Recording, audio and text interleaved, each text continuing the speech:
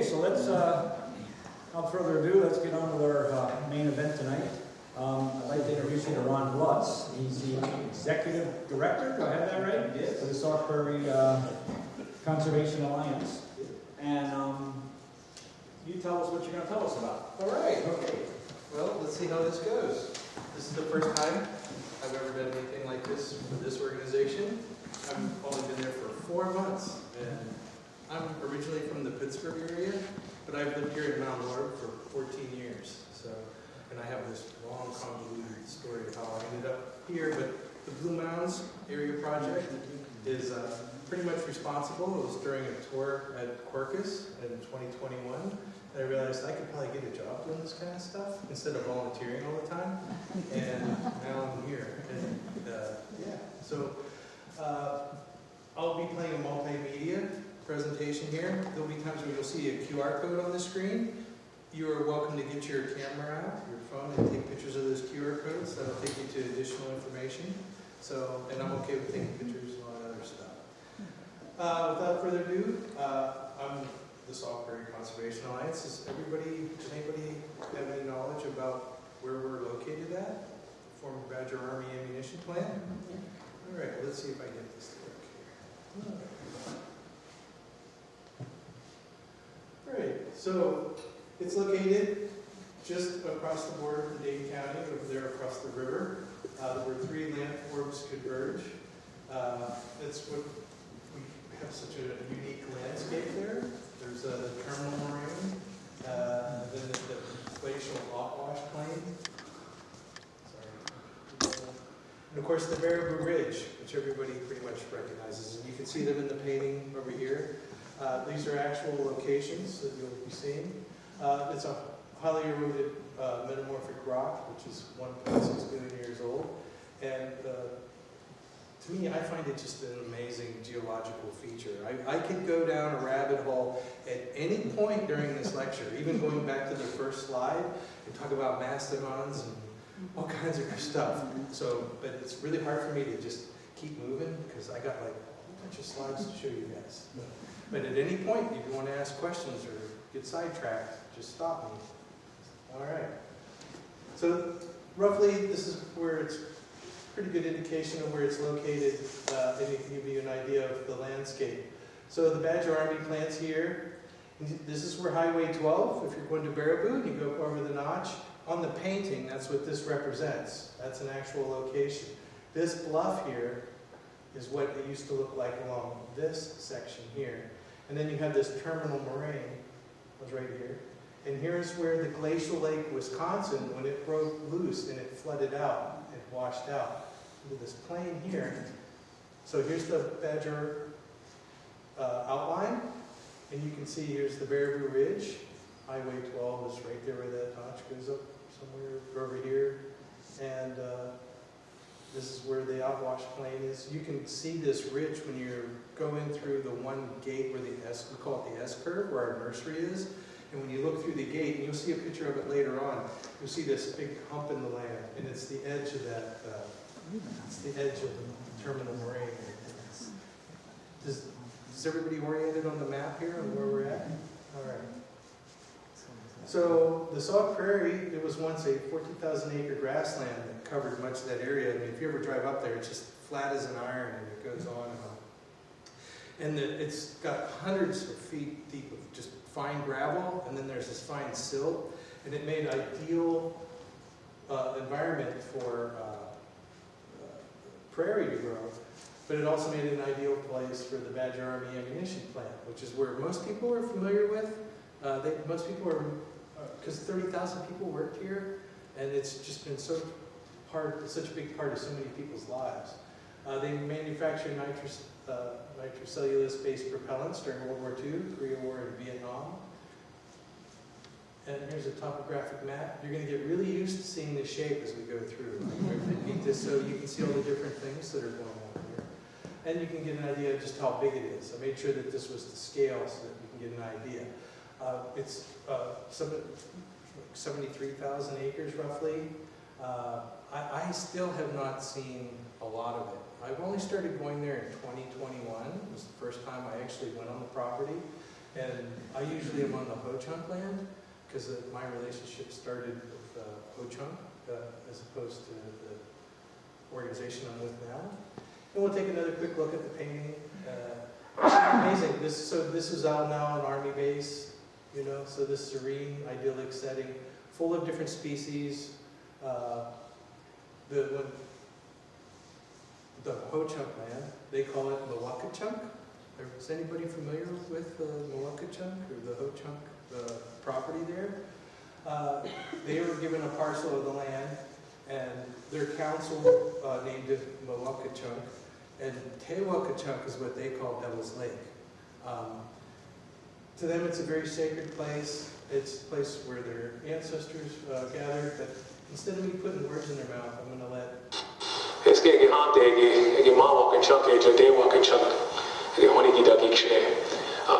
Good afternoon. My name is John Greendeer. They call me Mashmuska or White Feather. I'm a member of the Ho-Chunk Nation and a member of the Deer Clan.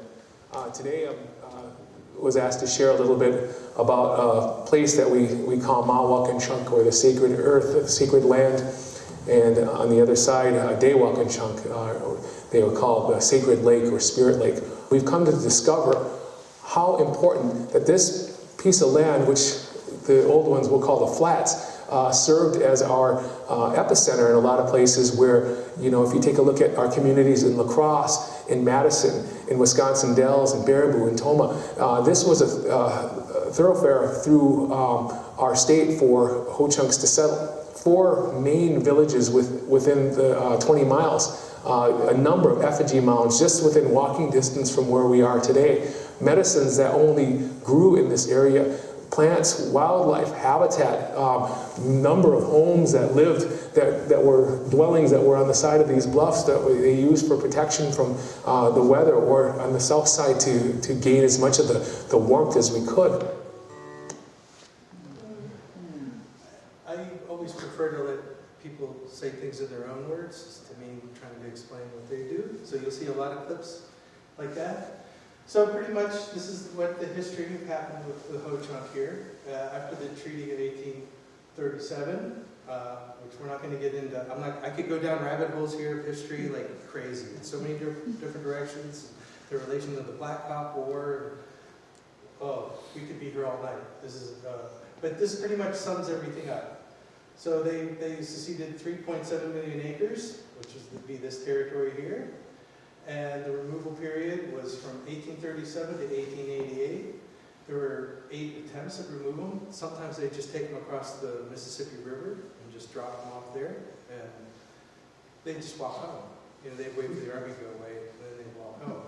But I have to be careful, because some of the information that's shared with me, there's some information that's public knowledge that was shared by the Ho-Chunk that went to the Carlisle School, that when they went to the reservation in Nebraska, that's still there, the Winnebago, a lot of those children ended up at the Carlisle School, and they would write oral tradition stuff in English, and the ones that are here, they don't approve of that. So, and they tell me things, so it's a fine line on what I'm allowed to say. So, but pretty much, once 1881 came around, they started buying properties and establishing themselves as property owners and forming like loose villages all throughout the area. And for me, it's been an honor to get to know. This is an old, I couldn't find a better one. It would be nice if I like this one, it has a little more detail. But the original vegetation really can show you, and you can see it kind of follows that outlet where the moraine is, the difference in the soil on the property. So it was pretty consistent, it was very healthy, it was very verdant, you know. Prairie life, as we all know, you know. I don't know where this graphic came from, but I absolutely love it. It just shows you the depth. And then imagine that for that outwash plain formed roughly 10 to 12,000 years ago. I don't know the exact date. And ever since then, those plants have just been growing there, and with all the different life forms, the bison and the elk, and just an incredible ecosystem. And then came our, you know, it's just part of history. You know, there's no judgment. You know, we're an agricultural society. I believe this picture was taken on the Sauk Prairie. It just has that distinctive flat iron look to it that's so unique to that territory. I can't imagine how hard that work that must be too. That's, you know, just dealing with getting the oxen all hooked up. You know, what if they're having a bad day? Here again, we can go down the rabbit hole. I'm one of those people, I have so many varied interests, so it was really hard for me to keep my chaotic mind focused on this one task of just trying to get through the history, just get through the thing. So it was almost exactly 100 years of farming happened on that property. 85 farm families.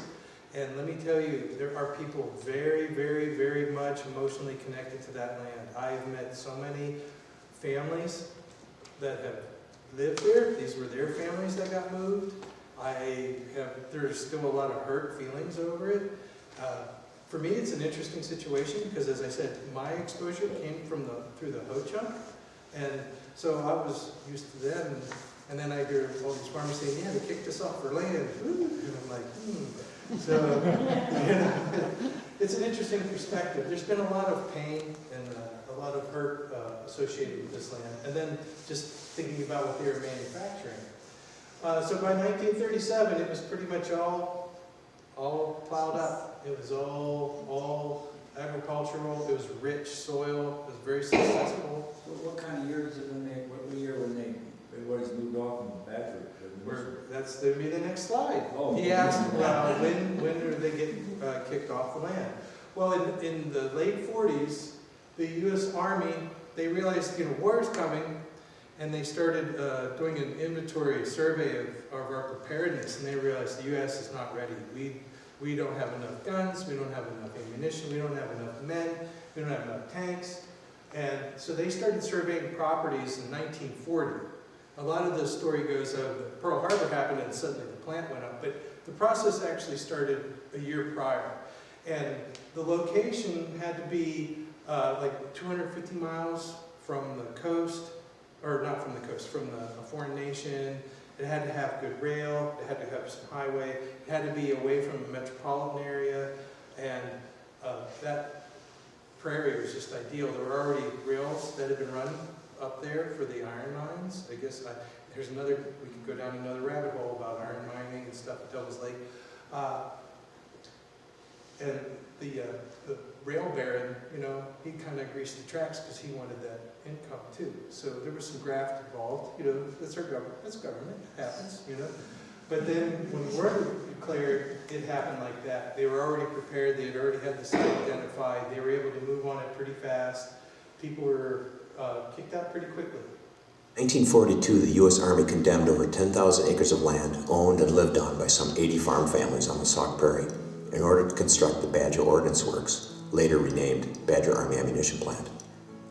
The farmers, many of them with roots here going back for generations, were given less than 3 months to leave their farms, pack or sell all of their possessions, and find a new life for themselves and their families somewhere else.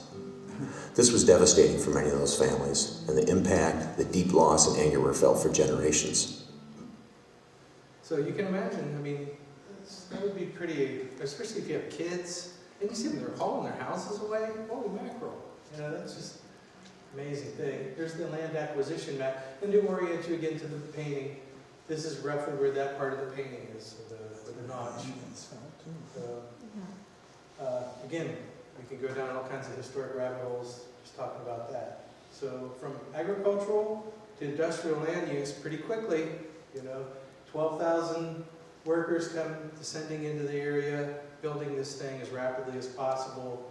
This is how the property is all divided into different areas. You have to have everything spread out in a magazine, some things explode. I'm not going to get into it, that's another rabbit hole. People exploding, things happening, industrial accidents.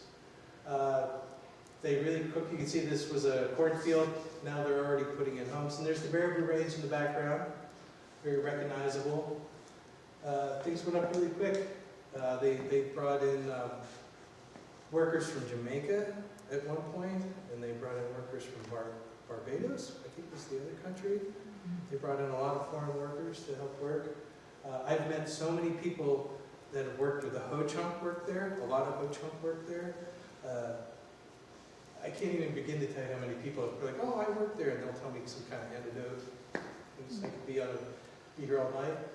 But the ammunition plant itself, it produced 271 million pounds of propellant in its first year, or during World War II, its first war, which is an incredible amount of tonnage. And then Korea War, 286 million pounds. And then Vietnam, there it goes, the champion of propellant. 487 million pounds of propellant. That's all a big chemical process. They did have some testing ranges out there. They produce rockets. There's still a rocket manufacturing lab. I don't really mess around with that. It's on the Ho-Chunk land. They rent from the Ho-Chunk. In 1975, it was declared standby. So they just had like a skeleton crew keeping things running. And that's where the page started to turn through the actions of the film director. And we'll get to that in a little bit. This is a view of the plant from the bluff where the reservoir is. And the reservoir in and of itself, I could do a 2-hour-long presentation of the things related to the reservoir and the water flow and some of the interesting life forms that have been discovered in that area. If you look real carefully, you can see where we're at. There's the Blue Mounds right there. And there's where we're at right there on Mount Horeb. So I thought I'd include that just so we could say, hey, it's us. It's funny because I'll be out there with people and I'm like, yeah, I live over there. And it's neat when I go to work, when I go down or go up 78, I see work from here and I'm like, oh, I'll be there in a minute. You know? So this will show you the scale. This is from 1952. It had been originally called the Badger Ordnance Works. And then was changed eventually to Badger Army Ammunition Plant. And this might look more familiar, you know, a little more modern. I vaguely remember seeing buildings there. After I moved here, I spend most of my nature excursions south of the river, going all the way to the Mississippi, and I spend most of my time in the grasslands, which is probably some of you might know me from my photography I used to do with prairie enthusiasts. Aerial photo comparison. So remember that was all planted.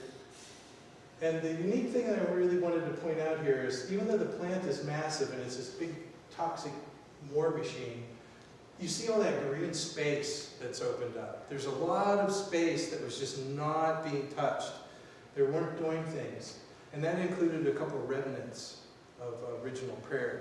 And that's where we do a lot of work. So many hundreds of thousands, if not millions of people, you drive by on Highway 12 and look off to the east and you'd see this strange landscape, these old buildings and this factory out in the middle of cornfields. And it was a mystery, as it was for so many others. Does anybody remember when it looked like that? Yeah. Actually, we got a tour of the plant. Of all the buildings, several miles. Oh, that must have been amazing. I think we even saw inside of some of the buildings. It was unbelievable, really, what we saw. If you took photos, I'm always up for, hey, I can use those. Yeah.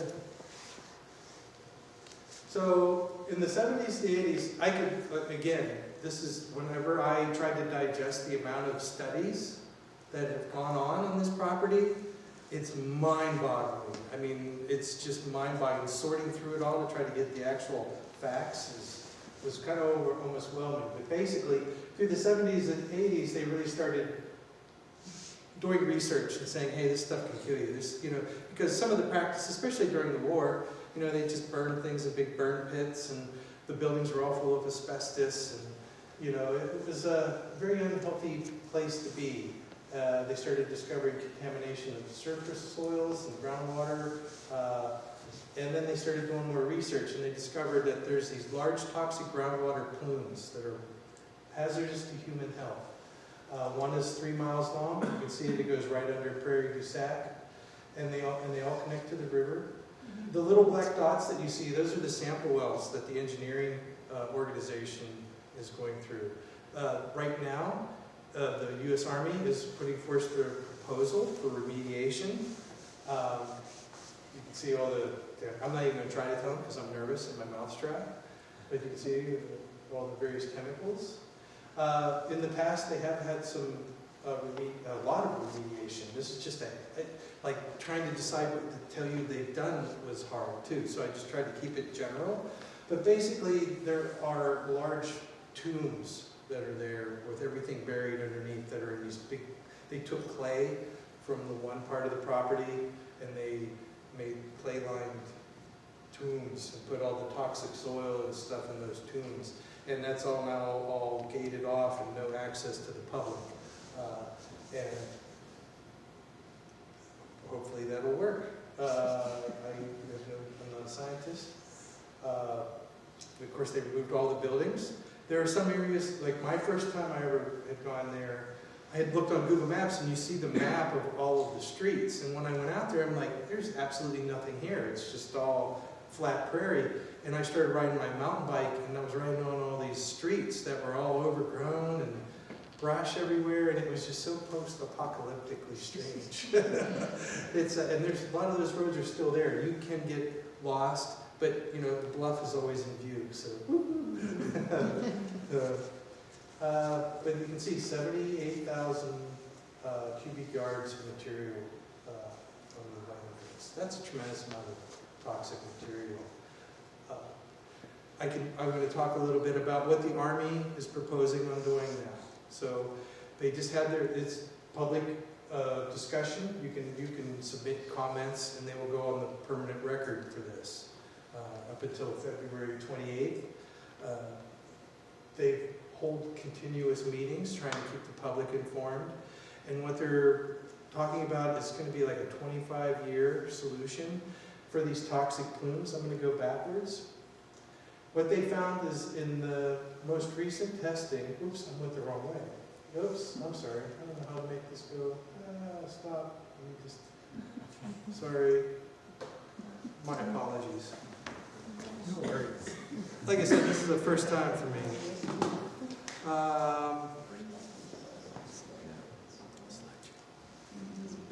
So they have these wells that they monitor and they do testing. And between the 2019 test and the 2021 test, it's hard to see because I don't have that kind of map, but they found that there's actually just some hot spots that are extremely hazardous to human health that are within the boundaries. Everything outside of is technically, even though it's contaminated, it's within state standards. So I still wouldn't drink it. They've had to replace a lot of people's wells. But the really, truly bad stuff is all within the property. Most of it is right in here. This was where the burn pit was. That picture that I had, I'm not going to try to back up again because I know I'll mess up. But that picture where you saw the fence, that's right there, that fence where it said hazardous. This was the burn pit area. This is where they just burned all kinds of just stuff you shouldn't be burning. And then, you know, it soaks into the ground. I said it was all that fine soil with hundreds of feet of gravel, right? So it's just a big percolator. All that groundwater, it just goes right down in there and it stays there. So the hot spot for this one is roughly here in this section. The hot spot for this one is roughly in this section. The Ho-Chunk have just a tiny little spot, and this one they said, that one's not too bad. Okay? So they're not going to worry about that one for now. But for the hot spots, they're talking about injecting this bio-organic goo, basically, and it'll go down there and they'll inject oxygen and it'll consume the toxins and leaving an inert waste. But it's a long process and you have to do all kinds of testing to make sure you're getting your goo solution just right to get through the soil, you know, because of a certain density. And then there's a lot of drilling, there's a lot of equipment that has to go on the land, and it, you know, you have to get oxygen down in there somehow, I guess for these things to breathe, so yeah. So if that's a hot spot and that's the plume, it looks like it's migrating towards the river. Oh, it's already migrated And towards it's entering the river, yeah. not under. No, the plume does touch the river. Yeah. It's it's toxic groundwater plume. Yeah, that plume is there. And they found that between the 2021 and the 2019, the hotspots did shrink a little bit. So it's not expanding. They're thinking that it's, because, you know, things have halted and there's been so much remedial action on the surface. They believe that that's helping contribute to the slowing down of things, but it still needs to be addressed. And, you know, you have to hold your government accountable. Yeah. So I drive a lot, yeah. Do those chemicals essentially last indefinitely then? I'm sorry, I'm Do hard to those hear you. chemicals last indefinitely? Well, that's just it. If they inject this, this material will consume the chemicals, and then that'll be a complete remediation. But we're talking millions and millions of dollars, and we're talking, for this kind of process, it's going to be, you know, 20 years or more. This is not something you just casually do. And at any point, because it's, you know, it's federal, it's the U.S. Army, you know, an administration can just say, we're going to stop doing this. But you can make your comments, and you can learn more on their website. Actually, they were getting a little hinky, and their website kept disappearing during this government, and I've been on social media, and I got a letter from somebody, and they actually addressed the Army and gave them heck about the site being down. They sent me an apologetic email explaining that they were changing servers and stuff. But I'm kind of like, well, what a coincidence, you're doing it right during the public commenting period. People can get to the information and file their comments. You know, I mean, I don't want to get all fired up. Citizens for Safe Water around Badger. This was our sister organization to my organization decades ago. From the foundation, they have amazing information about the toxic nature of Badger, including relationship with cancer rates. They found some pretty high cancer rates that are in Prairie du Sac, and they believe it's called. That QR code will take you directly to their website and their article about the Badger. And I really advocate supporting that organization as well. They do some amazing work. And there again, I could just go on a tangent talking about the cancer-causing chemicals that harmed a lot of people, or supposed, I'm not being accused. So let's take a breath. Let's go back to nature. That was a bummer, right? But one man planted seeds. And this is what I mentioned, that green space. So this is the director of the installation. His name was Dave Fordham.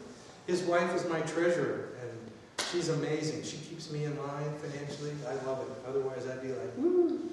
So, because, conservation, it's such a big money-making thing. No, I'm just kidding. So in 1976, he started wanting to plant prairie seeds. And he started becoming involved with the Aldo Leopold Foundation and his community. His story is really a story about how just one man trying to do stuff, influenced other people, and it caused a movement. And it just started, and he's like the unsung hero. Like, it wasn't until I started really pouring through all our stuff, I realized how significant this man really was to my organization. Because he started in 1976 as dreaming. He's got this decommissioned plant, or standby. It just went standby, just finished the war. And he's like, hey, let's do something interesting with all these things. And I'll let some people talk about it. The idea of prairie restoration at Badger is not new. In the late 1970s, Dave Fordham, the commander's representative at Badger, essentially the plant manager, often volunteered to collect prairie seeds for the nearby International Crane Foundation and the Aldo Leopold Foundation. In return, Badger was provided a share of the seed collected, and Dave Fordham facilitated prairie plantings along Highway 12 outside of the Badger fence. Dave Fordham identified parts of the plant where prairie restoration and prairie planting could occur. He also allowed for great things like bird surveys and wildlife surveys. Sorry, there's clips. It's not super accurate. Dave and I are skiing out at Devil's Lake, and he says, Charlie, I want to share with you a dream. There's a lot of badger that's not being used for anything, and I would like to restore that back to some native habitat like prairie. That was the winter of '96. What came out of that is a group that we called the Sauk Prairie Restoration Council, SPARC, S-P-R-C.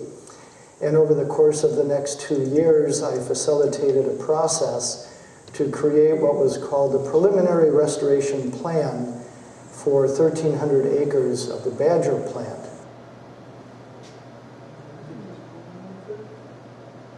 First meeting, and it was in December of 1997, up at the International Crane Foundation near Baraboo, and many of us work in conservation all over the state of Wisconsin, around the country, even internationally.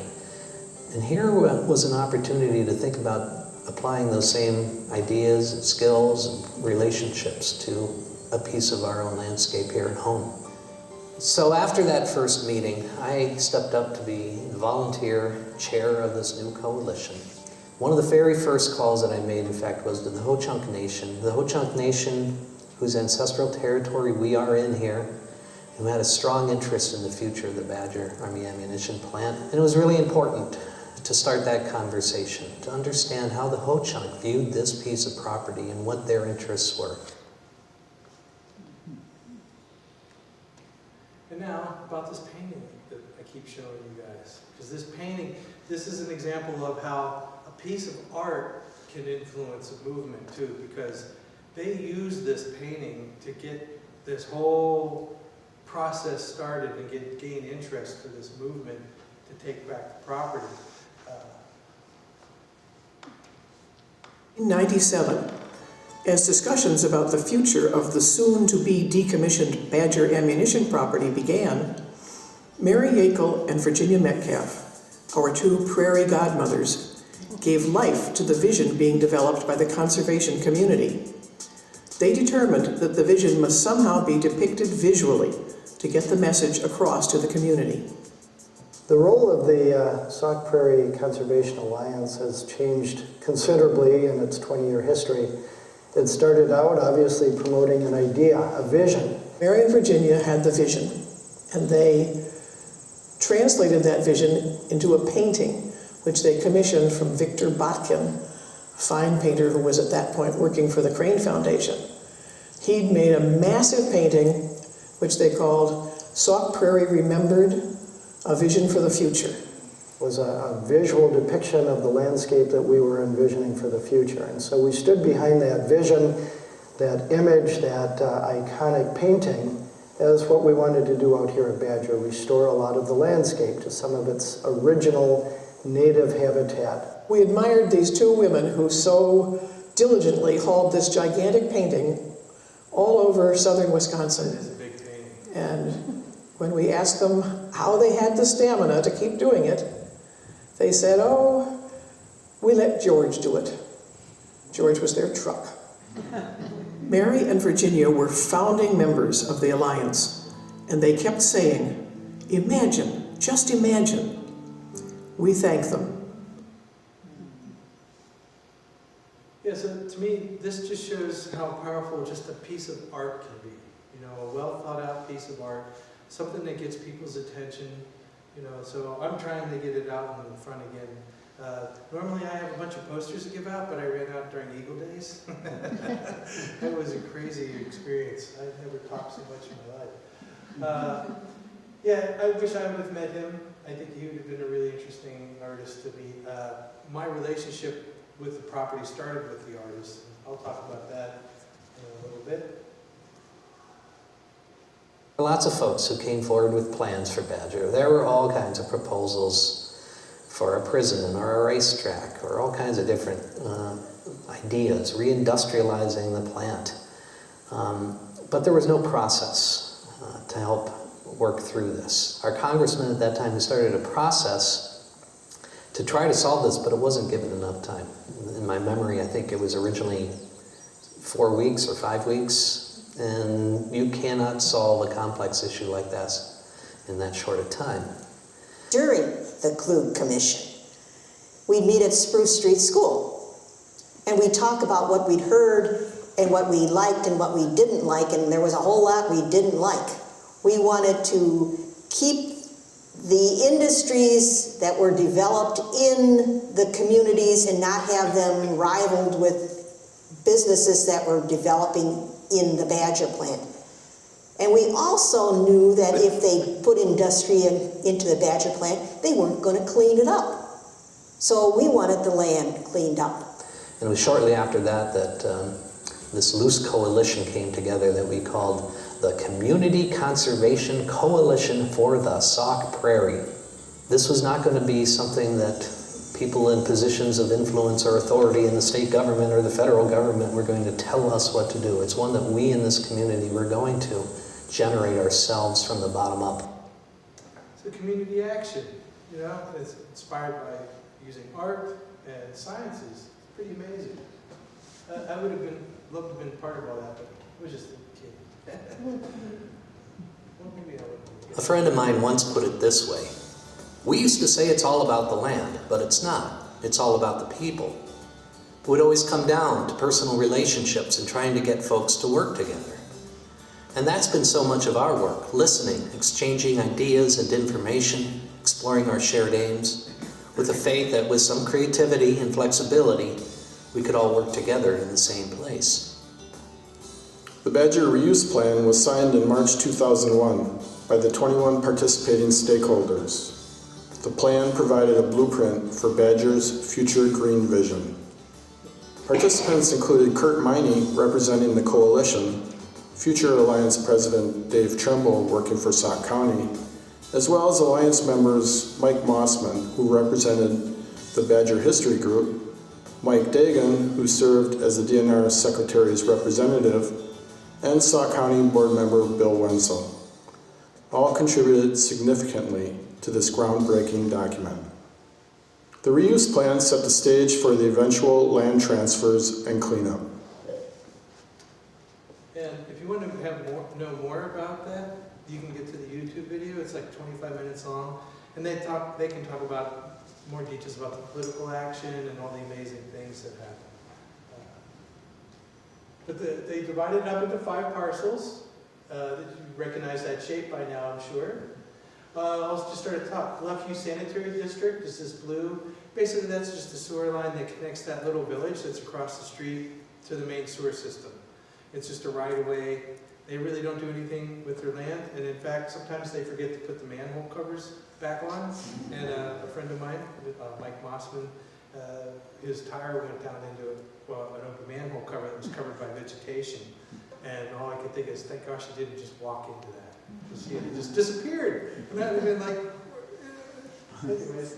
And the Bureau of, so this was this was federal property.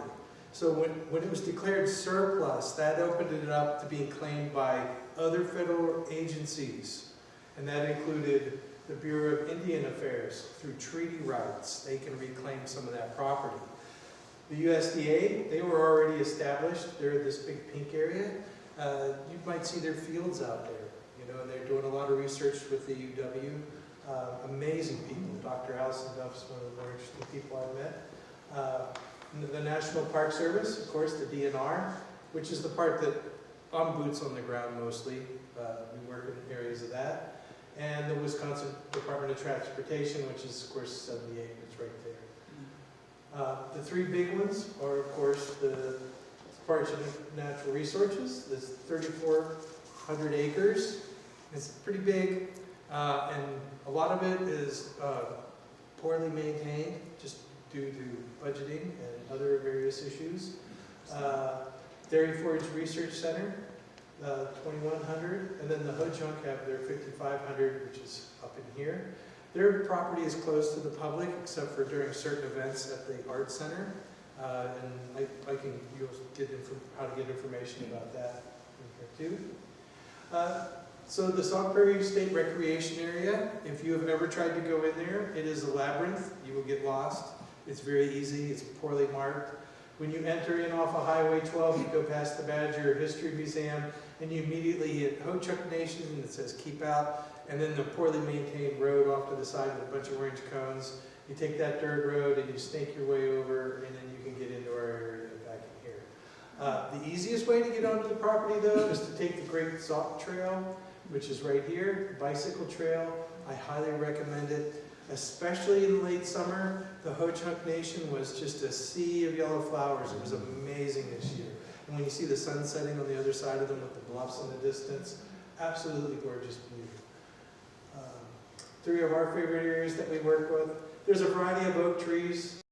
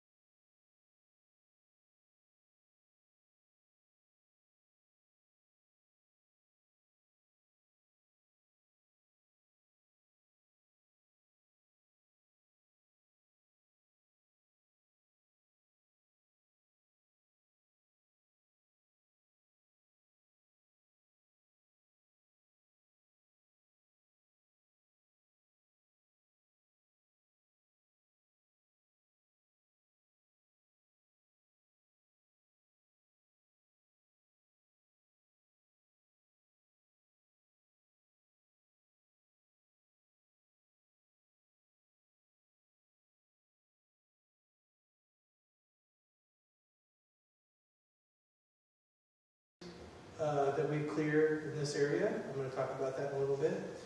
This section over here, we call it the hillside prairie and oak savanna. Most of our work is specifically on the hillside, but you'll see that some work has recently been done at the top too. And then of course our S-curve nursery. And then there are other locations too. I just wanted to keep it simple. Plus, I've been cranking these out like crazy. I did all these, by the way. People were so this year we had, and this will pale in comparison to like the prairie enthusiasts. You know, they're mighty. But our volunteers, we did 510 hours, 43 days. And I think I was at every single one of them this year, and they were all amazing. Look at this pile. This was just, this little group of people made this giant pile of buckthorn right here. That was in 3 hours. Yeah, we had to, like, at one point, the guy with the cutter, I was like, hey, you need to, we got to catch up to you. Get it all down by the road. He was just like a machine. And I was like, let him go. It was like, this amazing. So, yeah, this is him right here. It was a fun day. That was Charlie. He was the guy in the green shirt, one of the founders. Yeah. I'm getting to meet all these interesting people at this job. It's amazing. So one of their biggest tools, of course, is prescribed fire. I have conducted a bazillion prescribed burns with different organizations, Dane County Parks, Prairie Enthusiast. I think you shared my article that I wrote for the local paper. DNR was conducting a burn, and in this area down here, there's a natural drainage, and it's right over that big plume. It's the drainage from the burn pit. So it's just logic that it's going to have surface contaminants, and whoever conducted the burn, they decided they were going to burn that low-lying area, and they created an unknown orange smoke, which panicked everybody, because nobody knows what that is. That could be anything. That could be anything. And that could just open you up to so much liability, and that caused a big panic, and the committees, ad hoc committees, notice I kept the ad hoc in there because they didn't know how to handle this. And they decided, you know what, there's just no burning on the property, just period. So, you know what that means, right? It means you're going to have to use mechanical means, biofuel harvest, chemical use, grazing and browsing. If you ever go out there, you'll see old cattle fence that the DNR put up. They stretched a big portion. They were like, we're going to do grazing. And then someone's like, hey, you know we're not allowed to drill wells, right? Because of the groundwater. Oh, so there aren't any cows out there. So that's a big issue, especially if we want to reintroduce bison and things. There's no burning anywhere on any of the properties? There's no burning on the DNR section. Oh, okay. USDA, the Ho-Chunk, they do prescribe burn. Okay, but it's run by the Bureau of Indian Affairs jurisdiction. Like, even though I have my certification and experience, I don't have the federal level of authorization. I couldn't go burn with the hoe chunk. Okay. The Dairy Reeves 4-H Research Center, they do allow some burning of brush piles. So we come up to the solution. They're right across the street from one of the properties we maintain, the Hillside Prairie. We drag everything to their side. And someone told me that they've been dragging it away and burning it. So, but I haven't been out there. I have to go check it out. And of course, cropping. You'll see a lot of cropping. The hoe chunk used cropping very effectively. For their property, they ran corn for a number of years to get enough money to fund their operation. And then they did a year of soy. And then after that, they went right to injecting seed. And that's how they are restoring the land. It's an interesting process. So, and you know, it makes them some money to help pay for things. So we're relying on handcrafted prairie, if many of you probably have experience. You know, we go out there in groups, do everything by hand. I'm handy because I can carry big brush piles in one big go. So I think that's why they like me. I can feel, woof. And we have a really dedicated crew. I really enjoy working with them all.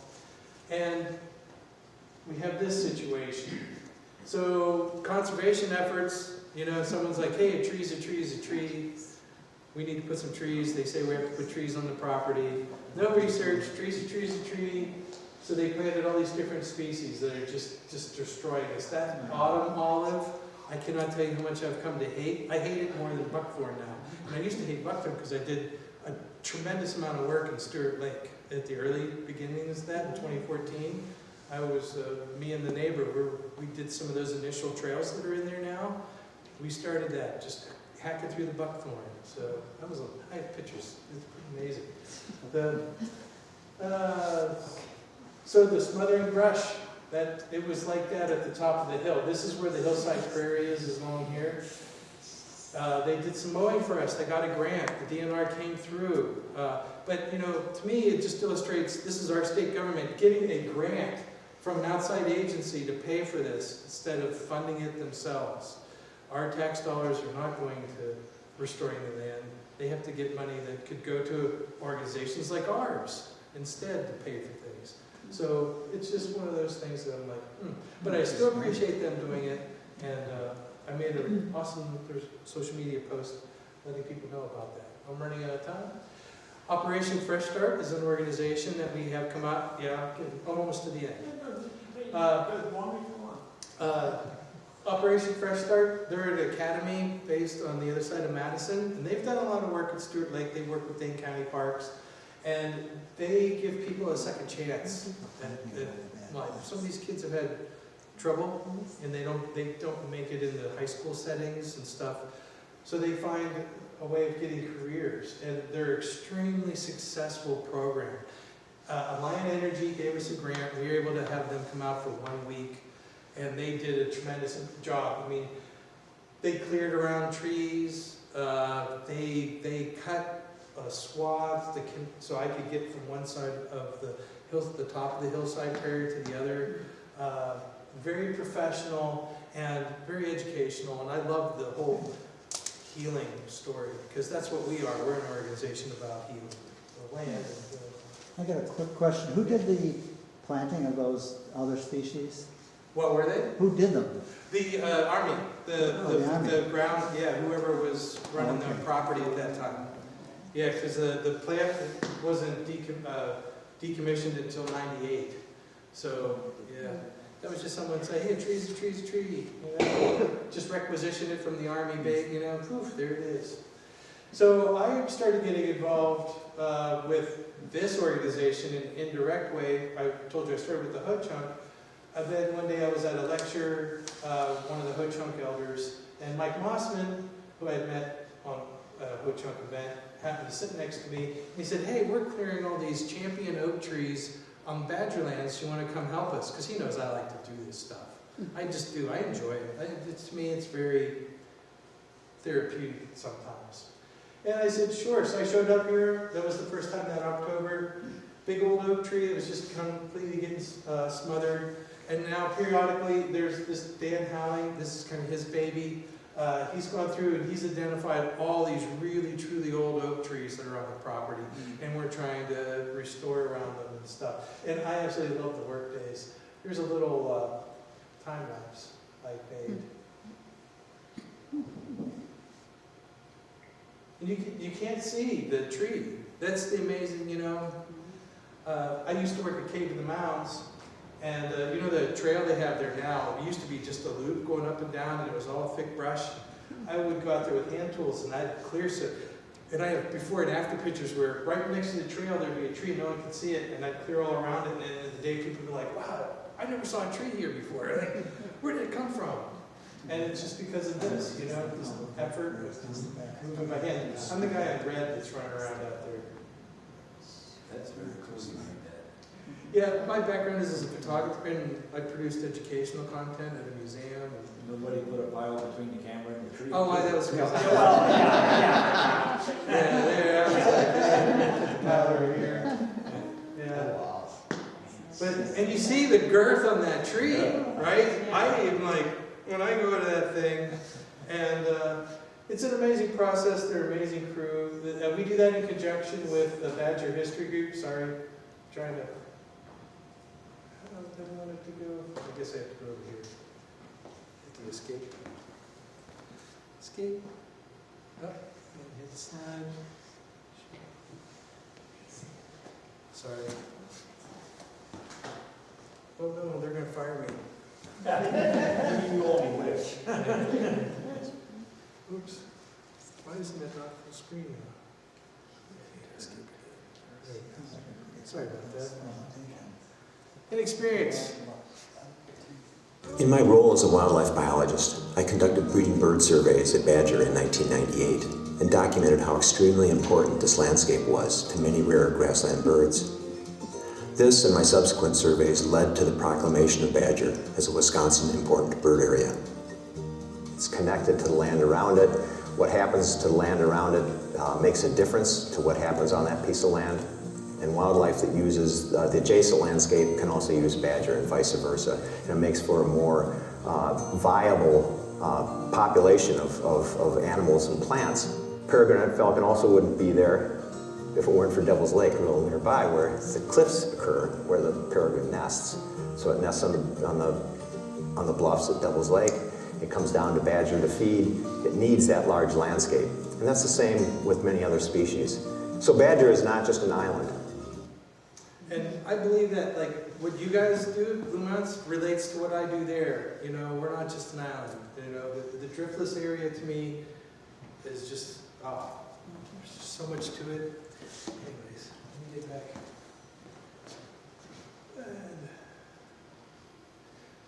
So Mike Mossman is one of the most interesting men I've ever met. You want to have a fascinating, in-depth conversation about anything science or history, this is your man.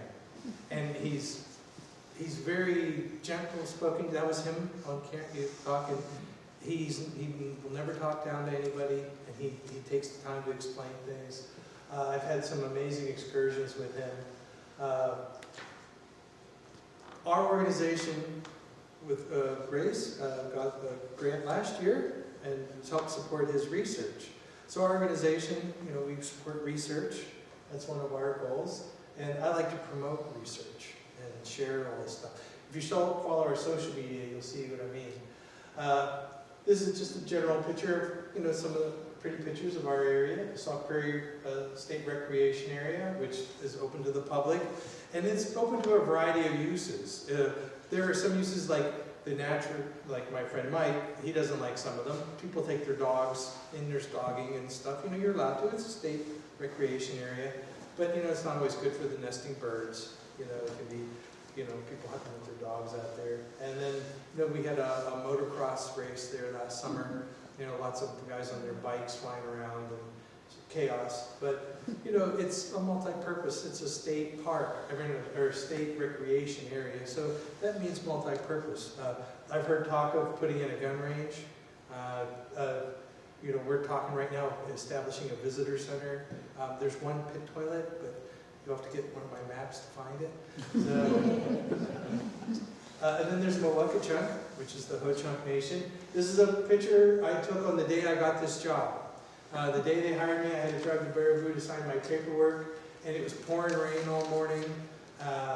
By coincidence, I also had been at a Ho-Chunk artist studio in Baraboo, and then it was like, well, I'm going to be there anyway, so I could go sign the paperwork. And as I crested that ridge, the sun broke out. And I'm like, well, I got to go take pictures, give thanks.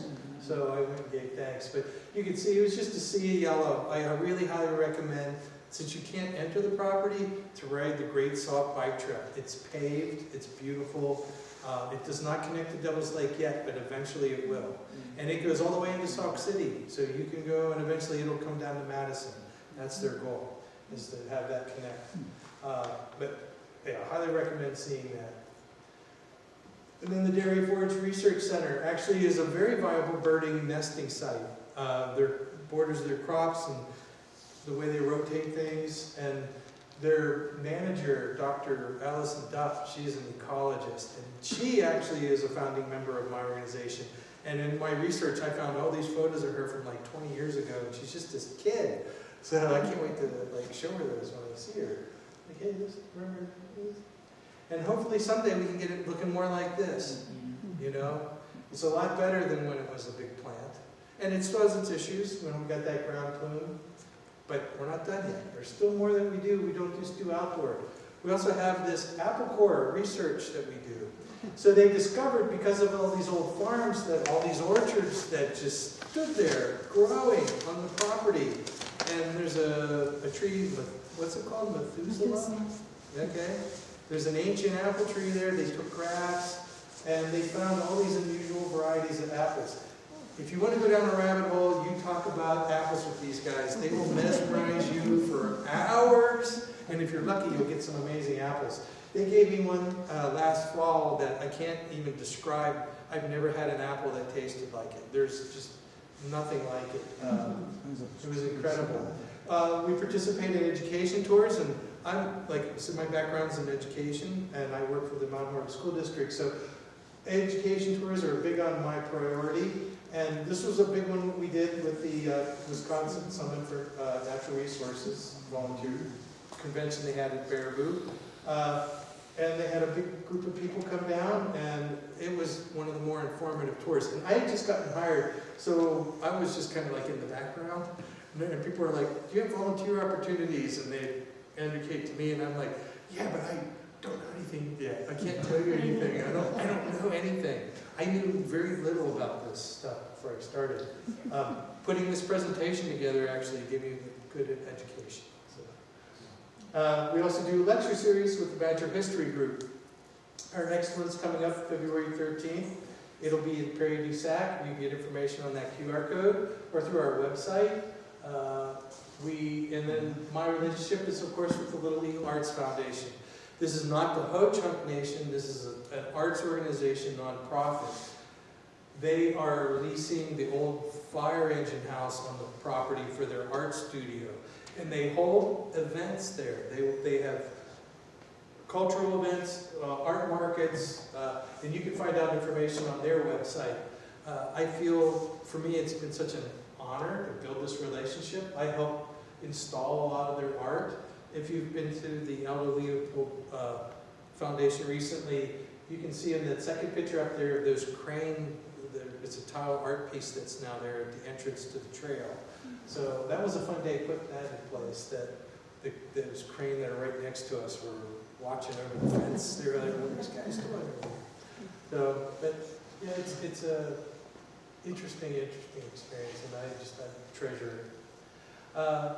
If you'd like to subscribe to our e-news, this is your opportunity. I produce an e-news publication every 2 weeks. I try to put out something. Right now, it's mostly about current events. Like I talk about the U.S. Army or remediation that's going on and how you can get involved. There's a DNR session, a remediation session that's open to the public. I try to give that information. If anybody has an interesting article, I try to share it. I try to, eventually I want to get some of the writing up to, like, I used to publish some amazing articles. Hopefully we can get some of that going again. And then Instagram, especially during the nicer season. I'm very active on Instagram. I do all the photography and all the writing for this. If you want to be, what's the latest, that's usually where to go, because I will be posting like crazy, especially during the summer months when we're actually very active. We're not so active now. Right now I'm doing a piece where I'm taking little clips of the different species. There's so many different species that are depicted in that painting, and I'm giving little informational clips about each of those species so you can find out what everything is in that painting. And that's it for that's the conclusion of my tour. We're a nonprofit, and that's about it. Wow. Is there-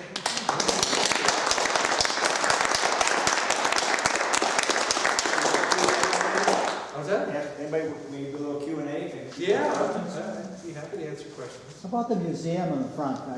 I've been up there. Can you tell how that fits into all these different groups? The museum, that's run by the Badger History Group. Mike Mossman, that scientist, he is the president of that organization, and they have so much stuff there, information there, it's almost overwhelming. When I started doing my research for this, I emailed that group, like, hey, I'm looking for just some information, like, what can you recommend? And they hit me with a fire hose of information. It was overwhelming. So, yes. I've always been curious. I drove by there in the day, tons of buildings, barracks and factories, and so where did all that stuff go? Well, did they haul that away? Did they bury it? Yes, a lot of stuff was hauled away, a lot of stuff was buried. On site? Yeah, and they did a process called wet demolishing, and I have to investigate this more.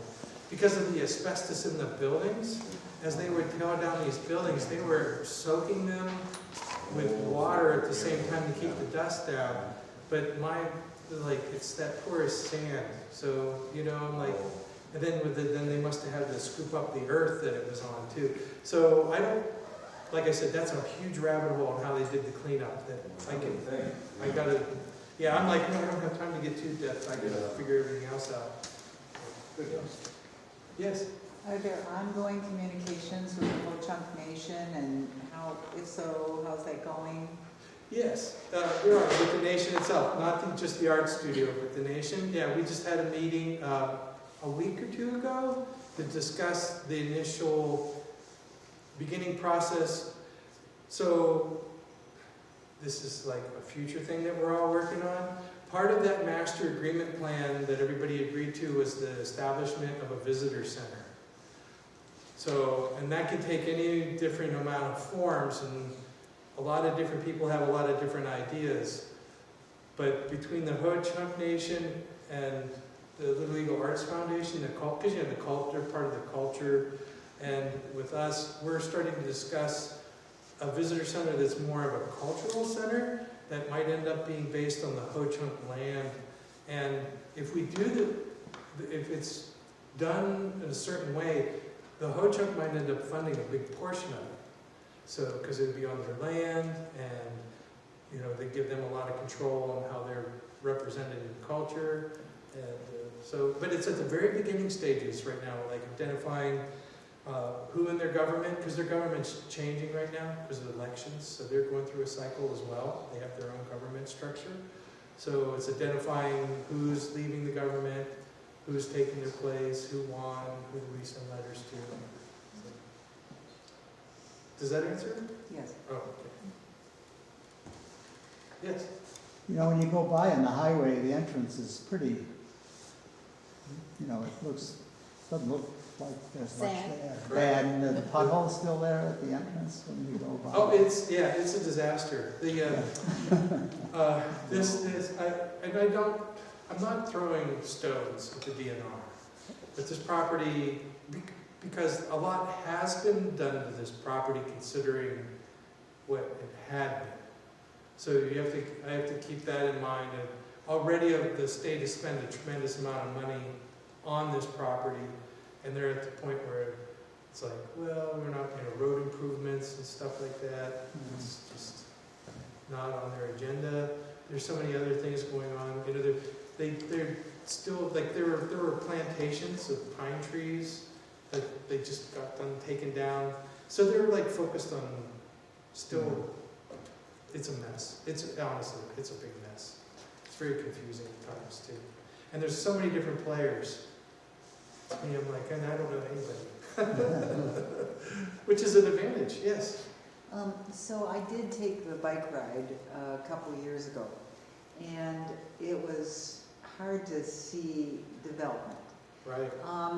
And my guess is that every year it maybe changes a little, but along that bike route, Right. does it? We're actually talking about that bike route now because it is horrible. When you go on and you're standing next to the Ho-Chunk Nation and there's this big, beautiful yellow field of prairie, and then on the other side it's just buckthorn and that autumn olive and stuff that's just overwhelming. So because of the right-of-ways, trying to get the permits for us to work along there has been just a headache. We're still working on that. Like, I'm diligently asking, like, hey, where are we at on this? Can we get this done?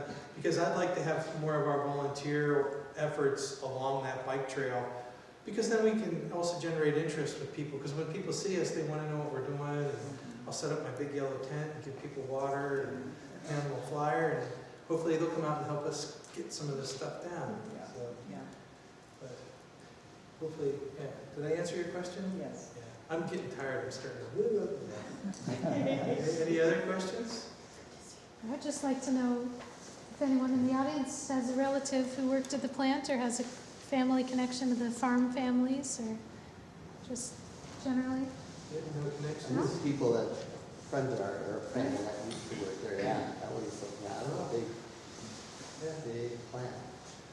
Well, the one thing that most people, I'm surprised no one did ask, because I get asked every time, the bison, when are the bison coming back? There's a lot of environmental factors and cultural factors that have to come into play. Just the management of a bison ranch alone. The Ho-Chunk did have a bison ranch for a while in Muscadet, but they didn't have the necessary management plan, and that went under. So. They discontinued? I'm sorry? They discontinued? Yeah, it's not there anymore. They still own the property, but they no longer have bison on the property. Because they just didn't, not enough homework was done. And that happens, you get excited.